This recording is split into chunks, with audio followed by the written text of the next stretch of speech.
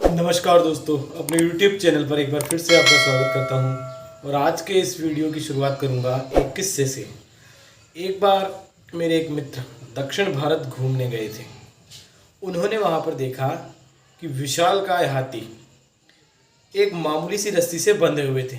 यह देखकर उसे बड़ा ही आश्चर्य हुआ और उसने महावतों से प्रश्न किया, इतने विशालकाय हाथी होकर के इस मामूली सी रस्सी से कैसे बंधे हैं? क्या आपने इनको कोई विशेष ट्रेनिंग दी है या क्या इसके पीछे राज है?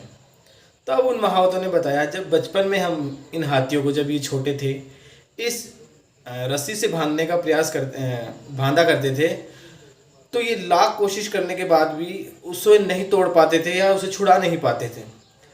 धीरे धीरे इन्होंने ये मान लिया कि हम इस रस्सी को नहीं तोड़ सकते हैं। ऐसी मानसिकता इनके अंदर आ गई और उस बचपन की जो उनके असफल प्रयास थे, उन्होंने इसे आज जब ये इतने विशालकाय हाथी बन गए हैं, तब भी इनकी यही मानसिकता हो गई है कि हम इस रस्सी को नहीं तोड़ सकते हैं।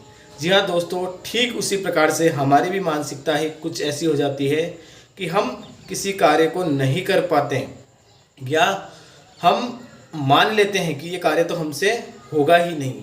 ये ठीक उस हाथी की तरह ही है जिसने बचपन में रस्सी तोड़ने का प्रयास किया और नहीं टूटी, और आजीवन जब वो विशालकाय हो गया है तब उसने ये मान लिया कि मैं इस रस्सी को तोड़ ही नहीं सकता हूँ। दोस्तों, हम भी अपने जीवन में बिल्कुल कोई भी असंभव सा लगने वाला कार्य कर सकते हैं और किसी भी कार्य में हम सफल हो सकते हैं।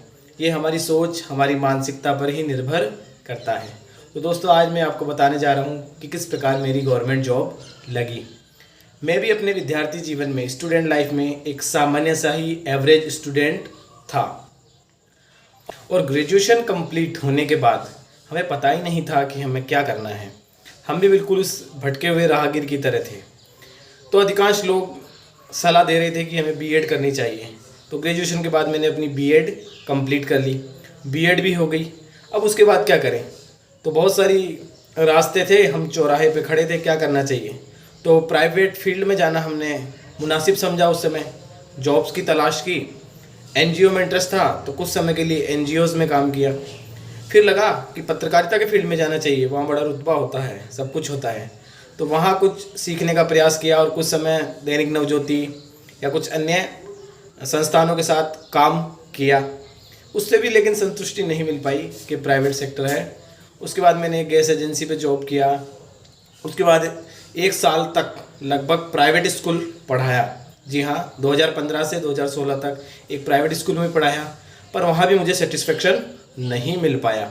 मुझे लगा कि यहाँ अपनी दाल नहीं गलने वाली है या सेटिस्फेक्शन वाली कोई बात इस प्राइवेट सेक्टर में नहीं होगी। तो 2015 से 16 जब प्राइवेट स्कूल में मैंने पढ़ाया, उसके बाद मुझे लगा कि अब हमें गवर्नमेंट जॉब की तैयारी करनी चाहिए। और 2016 में ही सेकंड ग्रेड आरपीएससी द्वारा आयोजित सेकंड ग्रेड वैकेंसी निकली थी। तब मैंने वो जॉब छोड़ करके और मैं तैयारी में लग गया। जी हाँ, 2016 में ही मैंने स्कूल छोड़ा था और तभी मैं तैयारी में जुट गया था। और 2016 की जो भर्ती थी उसके लिए कुछ समय, थोड़े समय के लिए मैंने कोचिंग भी लिया था, लेकिन कोचिंग से भी पूर्णतः कोई भी सेटिस्फाइड या संतुष्ट नहीं हो सकता। हाँ, कुछ हेल्प ज़रूर मिलती है, लेकिन पूरी तरह अगर आप कोचिंग पर निर्भर रहो तो आप सफल पूरी तरह से नहीं हो पाओगे। ये भी एक कड़वा सत्य है, क्योंकि सब कुछ वहाँ पे आपको अच्छा नहीं मिलेगा, सारे विषय अच्छे नहीं मिलेंगे। हो सकता है कुछ विषय अच्छे मिल जाए। तो कुछ समय के लिए कोचिंग लिया और लगभग 2016 के लास्ट में ही कोचिंग छोड़कर और सेल्फ तैयारी करने लगे। पहले नवंबर में होना था एग्ज़ाम सेकंड ग्रेड का, वरिष्ठ अध्यापक का, लेकिन बाद में वो डिले होता गया और वो पेपर हमारा 2017 में हुआ। मई में और जुलाई के स्टार्टिंग के अंदर फर्स्ट और सेकंड पेपर कंप्लीट हुए। इस प्रकार 2017 में मैंने अपना एग्ज़ाम दिया और फिर रिज़ल्ट का वेट किया। तो हमारा रिज़ल्ट आ गया था फरवरी 2018 में और अप्रैल 2018, जी हाँ 23 अप्रैल 2018 वो डेट है जब मैंने वरिष्ठ अध्यापक के पद पर ज्वाइन किया था। तो इस तरह से ये मेरा सफ़र था गवर्नमेंट जॉब का।